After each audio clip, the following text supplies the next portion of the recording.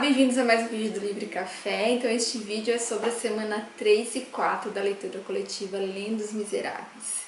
Eu já falei no primeiro vídeo, já falei nas redes sociais que eu tô amando a leitura, tô amando que tem um monte de gente lendo aí com a gente, tá muito legal. A conversa que rola no evento do Facebook toda semana tá bem bacana. Lá você consegue saber de outras opiniões, ter outros pontos de vista, né, sobre o que está acontecendo na história, e o que é muito legal, é muito interessante, muito importante essa troca, né? Quando a gente está lendo um livro tão complexo, a gente fica naquela solidão de não ter com quem dividir. Então essa leitura coletiva está colaborando muito para a gente poder compartilhar as nossas angústias sobre este livro aqui. Eu vou falar então sobre o fim do livro 1, que é o livro sobre a Fantine, e o início do livro 2, que é o livro sobre a Cosette. A Cosette é a filha da Fantine. Então, lá no primeiro vídeo, o link para o vídeo tá aqui embaixo, só vocês lá olharem, a gente conversou bastante sobre, né, o Jean Valjean, sobre o bispo, sobre o que o bispo fez com o Jean Valjean, o que o Jean Valjean fez pro bispo e tudo mais. Porém, o Jean Valjean que a gente encontra nessa última parte, né, do livro da Fantine, ele é uma pessoa muito diferente daquele primeiro Jean Valjean, né? O Jean Valjean que a gente conhece a princípio, ele é um cara que tá do lado negro da força, né? Só que ele se redime, ele tenta consertar as coisas, ele se transforma num homem bom, num homem que sempre procura ajudar o próximo, principalmente pessoas que ele imagina que estejam sofrendo o mesmo que ele já sofreu, pessoas miseráveis, pessoas sem dinheiro, pessoas sem a mínima condição ou estrutura de conseguir algo. E assim ele tem uma fábrica, e nessa fábrica ele emprega, né, qualquer pessoa que esteja precisando. Enfim, ele se torna um homem muito bom, muito respeitado, porém ele usa outro nome, né? Então as pessoas conhecem ele por outro nome sem imaginar que ele é o Jean Valjean. Aí que entra o policial Javert. Javert, ele é um homem extremamente rígido, ele é um homem que está dentro da lei, né? Ele tem uma rigidez tão forte que encaixa aí um tipo de obediência cega, né? Então, assim, o que ele obedece, o que comove ele? Comove ele os ricos, né? E os pobres ele não sente nada, né? Ele se sensibiliza pelas causas dos ricos, ele acha que os ricos têm muitos problemas, e com os pobres ele não acha nada, então ele não tem essa sensibilidade social, né? Então o Javert, a função dele, e ele se sente bem com isso, é obedecer o poder. Então tudo que alguém acima dele manda ele fazer, ele vai lá e faz. Ou seja, é fácil não gostar de Jean Valjean por conta disso tudo, né? Infelizmente, ignorância seletiva é algo que existe muito no nosso mundo, então Javert, ele representa aí uma parcela do mundo e das pessoas que existem aos montes. O que acontece é o seguinte, que a gente odeia Javert no primeiro momento, né? Só que você vai recebendo as outras informações da história, você sabe sobre a vida da Fantine, do Jean Valjean, de outros personagens, tudo o que acontece com eles, e daí você entra meio que num ciclo de sentimentos, né? Por quê? Porque você enxerga esse ciclo dos personagens, né?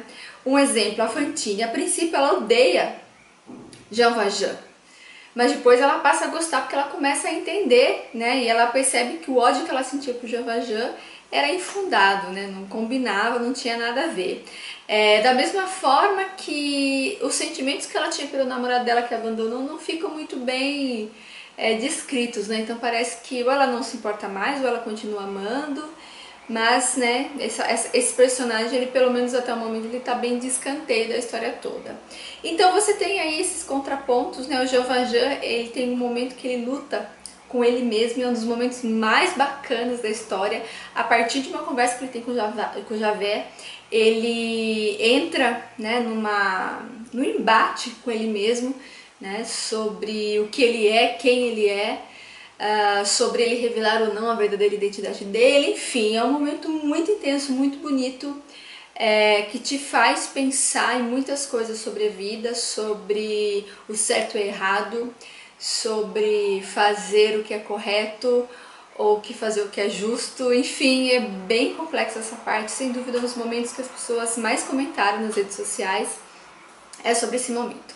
Pra mim, um momento que eu achei assim incrível, incrível, incrível, eu fiquei muito feliz, foi quando o Jean Valjean, ele vai até o juiz e revela quem ele é realmente.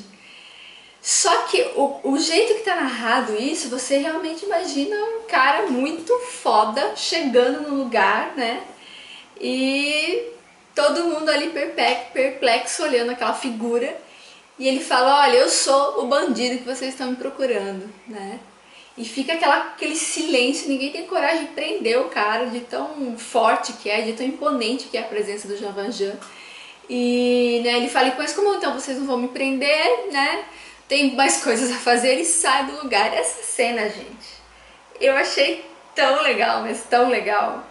E assim, não tem como você não aplaudir o Jean Valjean, não tem como você não achar que o Jean Valjean ele é tipo de um Robin Hood, assim, sabe? Um cara que vai salvar tudo e ajudar os pobres e tal, é muito legal. Apesar dessa alegria que a gente sente pro Jean Valjean, por ele ser essa pessoa destemida, essa pessoa corajosa, né? Um personagem tão complexo, tem o fim, né, desse primeiro livro, que é o livro da Fantine, que deixa a gente muito triste mesmo.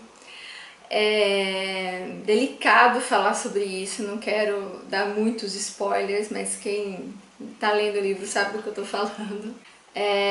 Mas da mesma maneira que o final desse livro da Fantine termina muito mal, muito triste, né, tudo o que é colocado ali pro leitor, ele também é um final que dá muita esperança, né? Então a gente sente uma esperança que o Jean Valjean vai resolver todos os problemas, porque agora ninguém segura o cara, né? O cara tá mandando ver em tudo ali. Então você sente esse misto, essa tristeza, né, pelo final, mas também uma esperança. Quando chega então no livro 2, que é o livro da Cosette, acontece então a Batalha de Waterloo.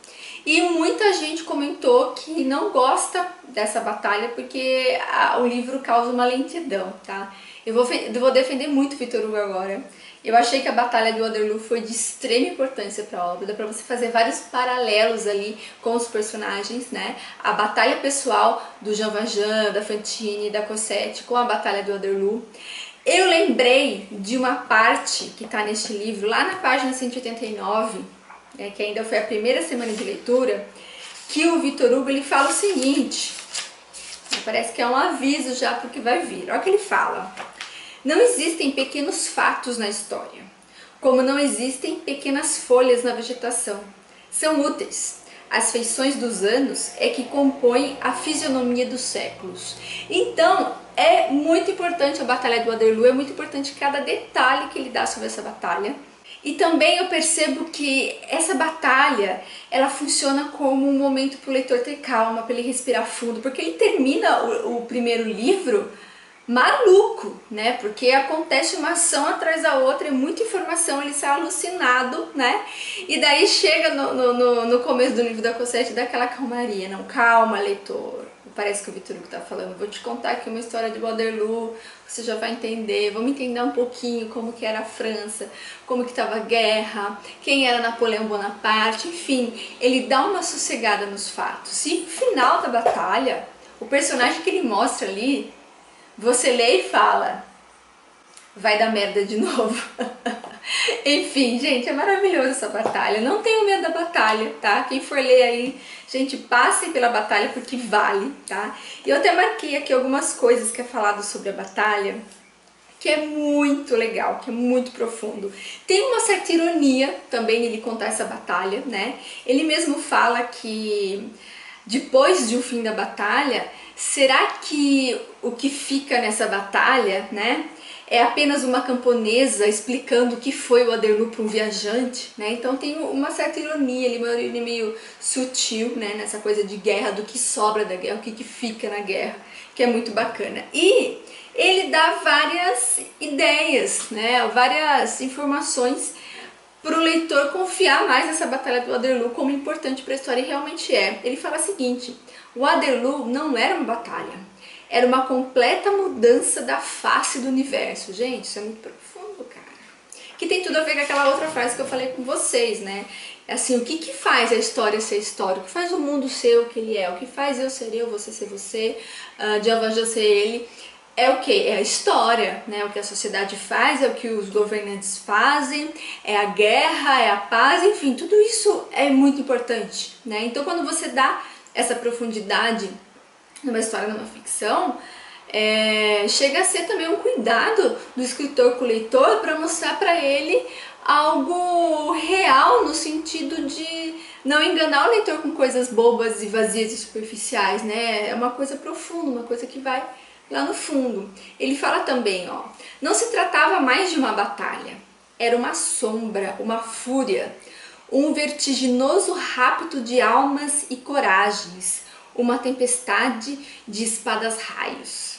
Gente, isso aqui eu leio, né, esse lance do rapto das almas, de coragem, é Jean Valjean, é Fantine, é Cosette, são os Miseráveis, é tudo que representa o livro. Enfim, como não amar a Batalha de Waterloo, gente, pelo amor de Deus. Eu fiquei maravilhosa, encantada com essa batalha, muito legal. Por incrível que pareça, quando termina então o livro, né, essa terceira parte do livro da Cosette, você termina bem, sabe? Acontece uma coisa muito boa com o Jean Valjean e com a Cosette e você fica tranquilo. E de novo o Jean Valjean chegando, né? Chega daquele jeito meio misterioso dele. Eu acho que ele sempre vai ser esse personagem misterioso. Mas essa quarta semana de leitura, então essa última semana, foi uma semana boa de leitura. E não deu aquela angústia da primeira, né? Que você vê ali toda a tragédia da Fantine. Então ele também a termina de um jeito mais esperançoso, assim, que eu achei muito legal, muito bacana. Apesar de, quando aparece, né, aqueles primeiros momentos que a Cosette volta para a história, você sente aquela angústia, aquele desespero, aquela tristeza, aquela agonia de ver o quanto aquela criança está sofrendo, né, na mão de pessoas tão ruins, que a Cosette, ela se torna meio que uma escrava dessas pessoas, né, e ela é só uma criança de 8 anos, enfim. Ele prova cada vez mais aquela primeira frase que tem no início, né, que é tão conhecida, que é o prefácio, né, que fala o quanto livros como esse ainda são importantes, e realmente o livro faz jus a toda a fama, a todo o poder que ele tem nas mãos do leitor. Enfim, gente, esse aqui então é a semana 3 e 4, logo mais vai ter a semana 4 e 5, a gente já vai fechar um mês de leitura coletiva e tá muito legal. Vou deixar o link aqui embaixo para vocês verem então os diários de leitura que estão lá no blog. Toda semana tem diário e aqui a cada 2 semanas tem vídeo sobre Lendo os Miseráveis. Até o próximo, um beijo, tchau! Turn down for what?